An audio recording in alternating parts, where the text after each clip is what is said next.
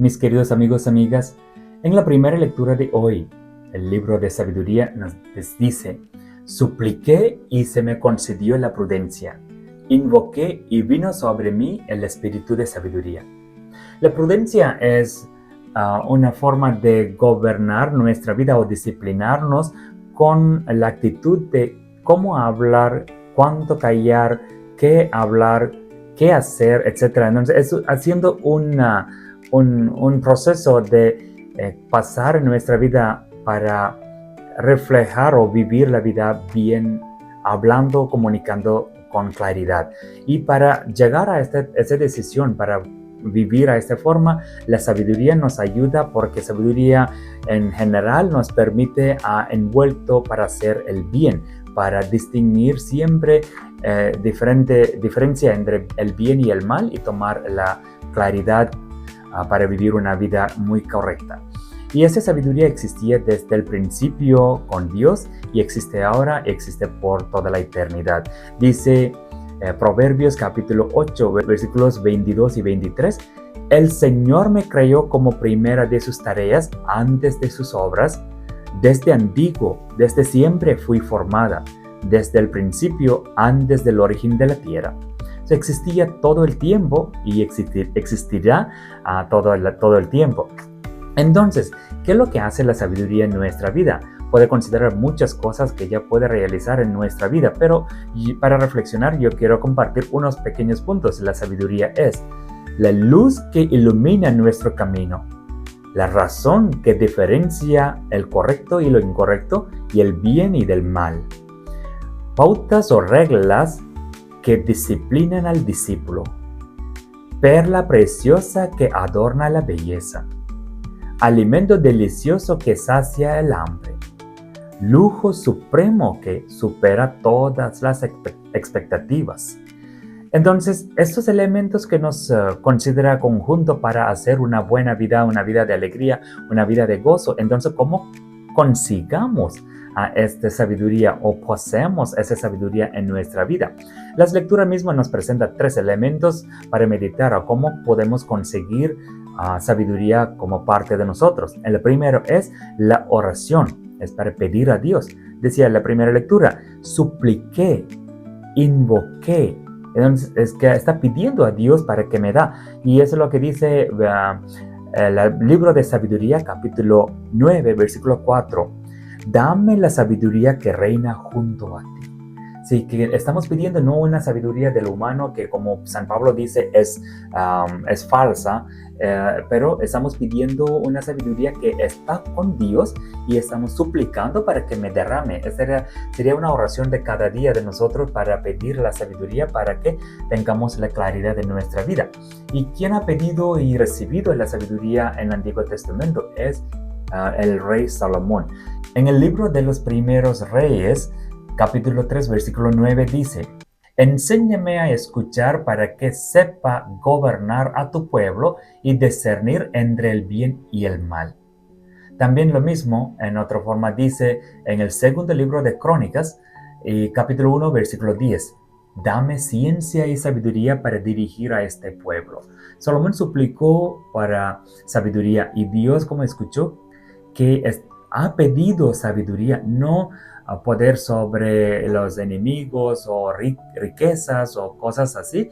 Entonces, cuando Dios entendió que ha pedido lo más importante para gobernar su pueblo, Dios concedió no solo sabiduría, pero mucho más, aún con las riquezas abundantes. Entonces, cada uno de nosotros no pidamos la sabiduría pensando que Dios me va a traer las demás cosas. No, pidamos con sinceridad la sabiduría para que nosotros aprendamos a caminar bien con el Señor en esa tierra. Y cuando caminamos con Dios, Dios nos proveerá lo más que necesario, aún con abundancia en nuestra vida.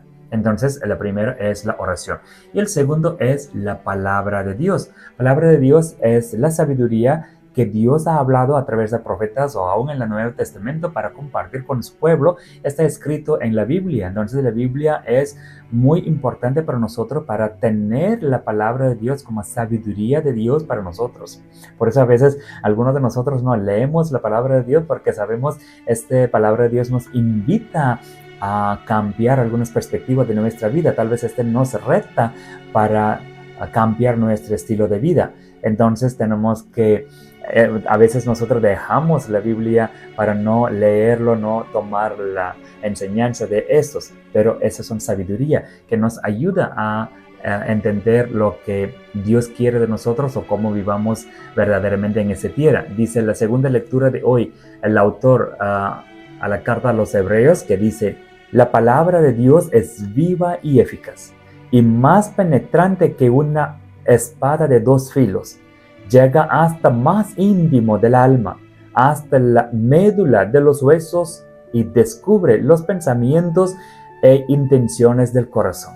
¿Sí? Penetra realmente, que cuando leemos con sinceridad de la palabra de Dios, va adentro de nosotros y nos hace examinar y cambiar nuestras perspectivas. Y eso lo hace muy bien porque sentimos una tranquilidad a través de la palabra de Dios para seguir un camino de verdad. Y no solamente que se penetra pero la palabra de Dios alumbra nuestro camino, quitando las oscuridades de nuestra vida, las oscuridades de pecado, de tentaciones, del camino mal, etc. Se evitan para alumbrando nuestra vida con la palabra de Dios. Eso es lo que dice también Salmo 119, versículo 105. Lámpara es tu palabra para mis pasos, luz en mis senderos. Sí, esta palabra de Dios nos ayuda a caminar rectamente con la gracia del Señor, y en eso, si confiamos en la palabra de Dios, ya no tenemos que preocupar de las otras cosas, las tentaciones. Esto es que va automáticamente porque alumbra la presencia de Dios con la palabra de Dios alrededor de nosotros. El tercer punto que quiero compartir con ustedes es los mandamientos de Dios, que son un camino hacia la vida eterna. Hemos escuchado en el Evangelio de hoy el joven rico que acercó a Jesús a pedirlo con toda sinceridad, que él ha pedido: Maestro bueno, ¿qué debo hacer para alcanzar la vida eterna? Jesús seguramente respondió diciendo que cumpla los mandamientos de Dios. Aparentemente este joven que ha vivido los mandamientos de Dios en su vida, pero hasta que Jesús notó que lo que le falta, diciendo, pero antes que decir, Jesús también lo amo con alegría, mirando a él con ese amor, que dijo: solo una cosa te falta. Ve y vende lo que tienes, da el dinero a los pobres, y así tendrás un tesoro en el cielo. Después ven y sígueme. Sí, algo muy cariñoso que Jesús habló con él, pero que indicó que lo que realmente le faltaba. Él practicaba los mandamientos de Dios, pero la única cosa que no practicaba era amar a Dios, el primer mandamiento de Dios. Él amaba más su posesión, su lujo, sus bienes materiales que a Dios. Eso es lo que le faltaba a él. A veces es una cuestión para pensar a cada uno de nosotros: ¿qué es lo que me falta, una cosa para obtener la vida eterna? Tal vez es una persona, o bienes materiales, riquezas, o inclinación hacia los pecados, o aún algunas cosas diarias que me causa tal vez el daño para no abrazar a Dios ciertamente para como mi Dios y verdaderamente mi Dios. Y eso es lo que nos falta como este joven, tal vez a obtener la vida eterna. Tenemos que dejar a todo esto.